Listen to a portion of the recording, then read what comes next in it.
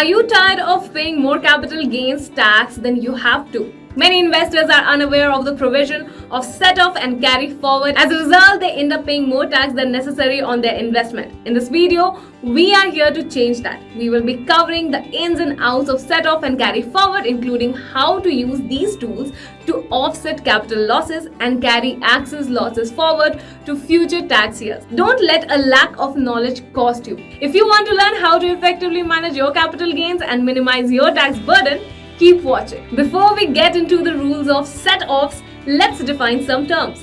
Long-term capital gains or losses refer to profits or losses made from the sale of equity or equity-oriented mutual fund that were held for more than a year. For non-equity asset like gold and debt, the holding period must be less than 3 years. Now let's move on to the rule of set-offs. Set-offs is the act of reducing capital gain by deducting capital losses. For example, if you have a capital gain of rupees 10,000 and a capital loss of 5,000, you can use set-off to reduce your capital gain tax by deducting the 5,000 loss from 10,000 gain, leaving you with a net capital gain of 5,000.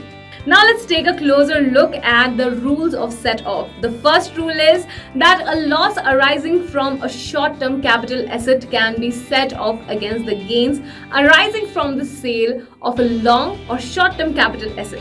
For example, if you sell a stock that you held for less than a year and make a loss, you can use that loss to offset the capital gain from the sale of another stock, whether it's long-term or short-term holding. The second rule is that a loss arising from a long-term capital asset can be set off only against the gains from the sale of long-term asset. For example, if you sell a stock that you held for more than a year and make a loss, you can use that loss to offset the capital gain from selling another long-term asset such as a piece of real estate.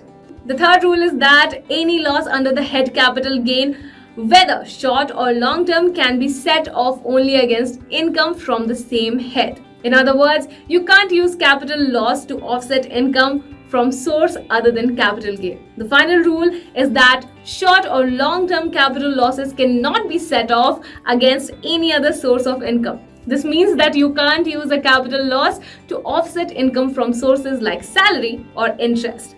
It's important to note that you can carry forward a capital loss for up to 8 years from the date of loss. This means that if you have a capital loss in 1 year but don't have any capital gain to offset it against, you can use it to offset capital gain in future years. In summary, set-off is a way to reduce the capital gain tax you owe by using capital losses to offset gain. The rule of set-off are losses from short-term capital asset can be set off against gain from the sale of long or short-term asset. Losses from long-term capital asset can be set off only against gains from the sale of long-term asset. Losses from capital gain can only be set off against income from capital gain. Short or long-term capital losses can be set off against any other source of income. Thank you for watching. For more content on personal finance and investing, be sure to subscribe to our channel and hit the notification bell. We will see you in the next video. Kuvera, your safe space to invest.